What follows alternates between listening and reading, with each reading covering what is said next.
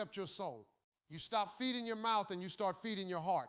You stop feeding your ego and you start feeding your humility. You stop feeding the need to win and you start feeding the need to serve. It's like a spiritual detox, man. All that noise, the greed, the lust, the anger, it starts quieting down. And when it does, you finally start hearing your own heart again. And you know what's crazy? Islam don't tell you to fast just to feel hungry.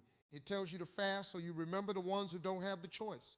It connects you to humanity. You realize, man, there are people who go through this every single day, not for God, because they got nothing to eat. And here you are breaking your fast with a full plate, thanking the Almighty for every bite. That kind of gratitude, you can't fake that. That kind of empathy, that's what builds real community. Ramadan reminds you that blessings aren't just to be enjoyed, they're to be shared. Now, I know some people think, but Steve, it's just food, man. Why make it such a big deal? Nah, see, that's the point. If you can say no to what's halal, what's lawful during the day, then it trains you to say no to what's haram, what's forbidden for the rest of your life. If you can stop yourself from something good just because God said so, you build a muscle that keeps you away from evil when temptation comes. That's discipline, brother.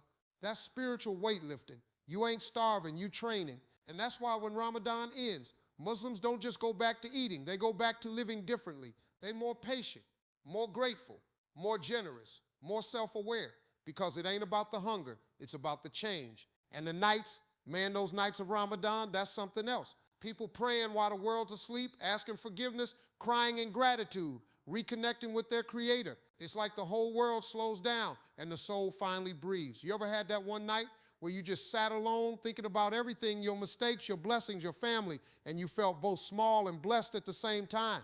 That's every night in Ramadan. It's not just a ritual, it's reflection. It's like God pressing the reset button on your spirit. And I'll be real with you, it made me think about myself.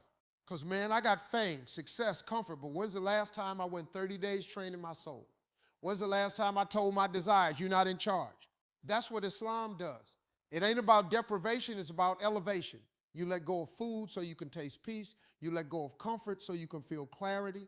You let go of ego so you can rediscover humility.